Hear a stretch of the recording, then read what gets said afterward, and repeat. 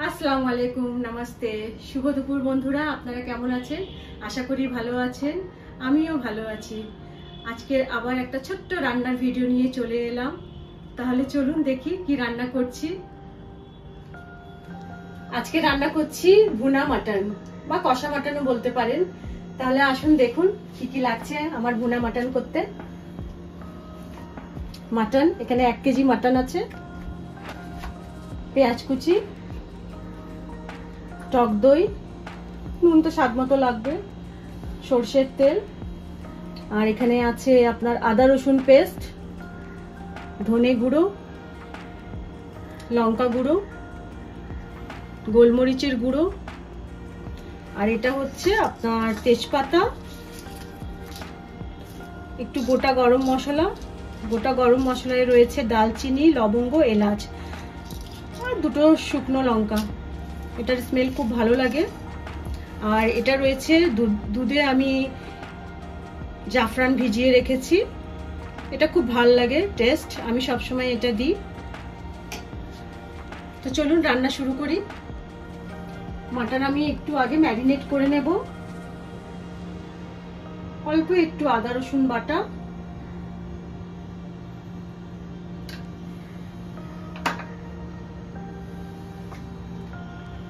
টক দই দেব,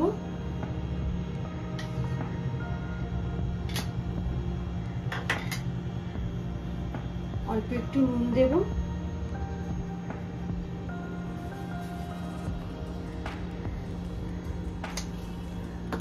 আর একটু দেব সরষের তেল।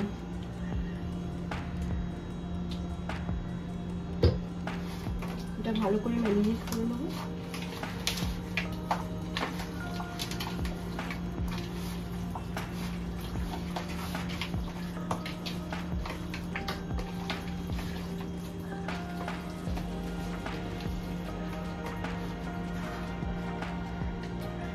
এই মাংস আমার ম্যারিনেট করা হয়ে গেছে।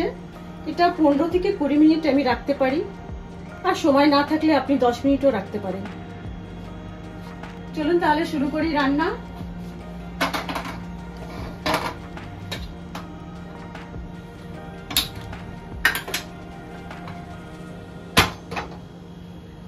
তেল দিয়ে দেব,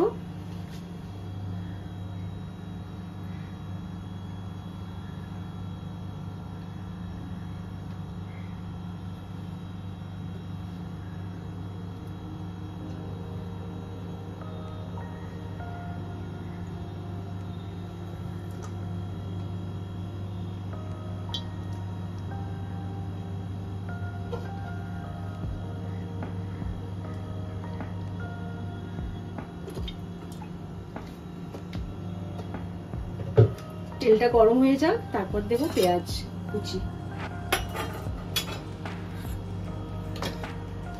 তেল আমার গরম হয়ে গেছে, পেঁয়াজ দিয়ে দিলাম। বেশি গরম হয়ে গেছে তেলটা।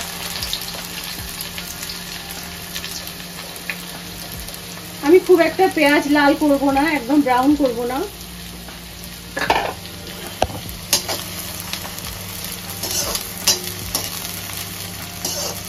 দেখুন একদম তেলও অল্প দিয়েছি আমি,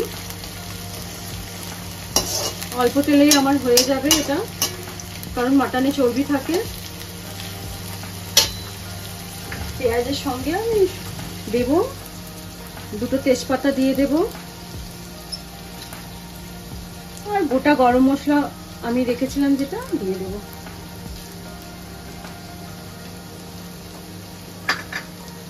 পেঁয়াজটা হালকা একটু লাল হবে বন্ধুরা।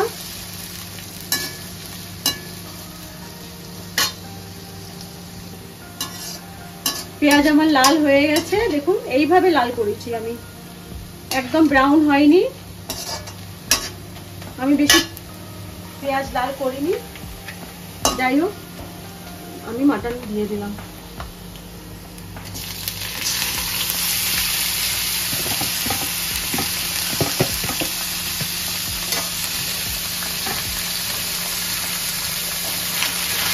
আর বন্ধুরা আপনারা কে কেমন আছেন? যা গরম পড়েছে, ব্যাস সবাই সুস্থ থাকুন, এটাই বলবো। এবার দেব আমি মশলাগুলো দেব, একটু স্লো করে দিলাম গ্যাস। এই দিলাম আমি আদা রসুন পেস্ট,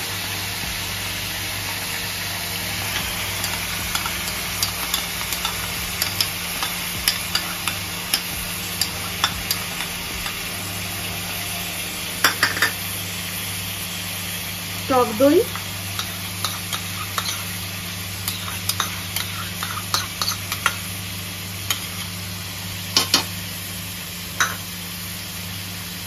এই হচ্ছে ধনে গুঁড়ো। ধনে গুঁড়োটা আমি একটু বেশিই দিলাম, আমি একটু ধনে গুঁড়ো বেশি দিই, আমার ভালো লাগে, মাংসের টেস্টটা খুব ভালো হয়। এই হচ্ছে লঙ্কা গুঁড়ো,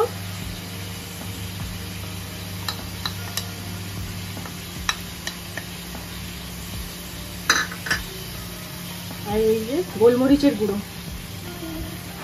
মাটনে গোলমরিচের গুঁড়ো খুব ভালো যায়।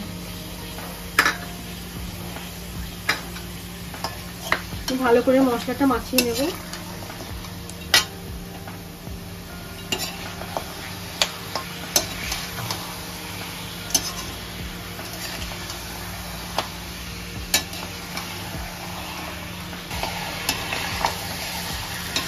ভালো করে নাড়াচাড়া করে নিলাম। এরপর দেবো নুন, অল্প নুন আমি আগেও দিয়েছিলাম ম্যারিনেট করার সময়।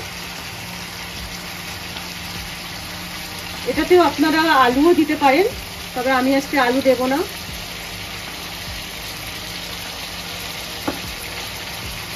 খুব তাড়াতাড়ি রান্নাও হয়ে যায় এটা, আমি এটা কুকারে দিয়ে দেবো ভালো করে কষিয়ে, তাহলে তাড়াতাড়ি রান্না হয়ে যাবে।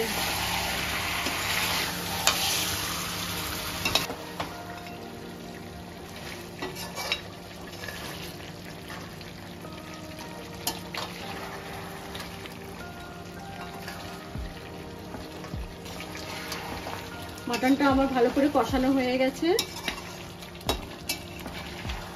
একদম অল্প অল্প তেল দেখা যাচ্ছে। 5 মিনিটেই হয়ে গেছে, 5 থেকে 7 মিনিটেই। এবার আমি কুকারে দিয়ে দেব। কুকারে না দিলেও হতো, শুধু একটু সময় লাগবে, আমি তাড়াতাড়ির জন্য কুকারে দিয়ে দিচ্ছি।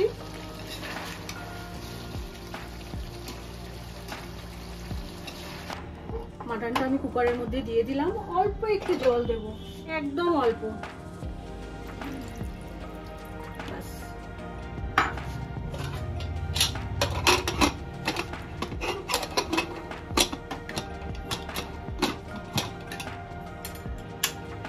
গ্যাসটা জোরে করে দিলাম।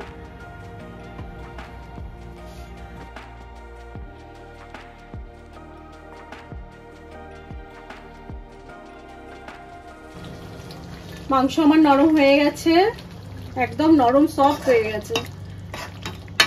কুকার থেকে বার করে নিলাম, কড়াইতে দিয়ে দিলাম। এরপর আমি দেব 2 শুকনো লঙ্কা, আর এটা হচ্ছে আমি জাফরান ভিজিয়ে রেখেছিলাম, এটা দিয়ে দিলাম। এটা দিয়ে দেখবেন খুব ভালো টেস্ট হয়, আর খুব সুন্দর একটা জাফরানের স্মেল হয়।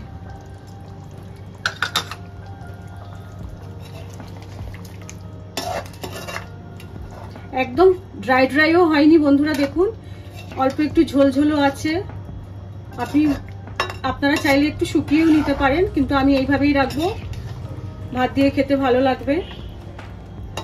এই হয়ে গেল মাটন ভুনা বা মাটন কষাও বলতে পারেন। মাটন আমার একদম রেডি। এই হচ্ছে মাটন কষা বা ভুনা, কিছুও বলতে পারেন।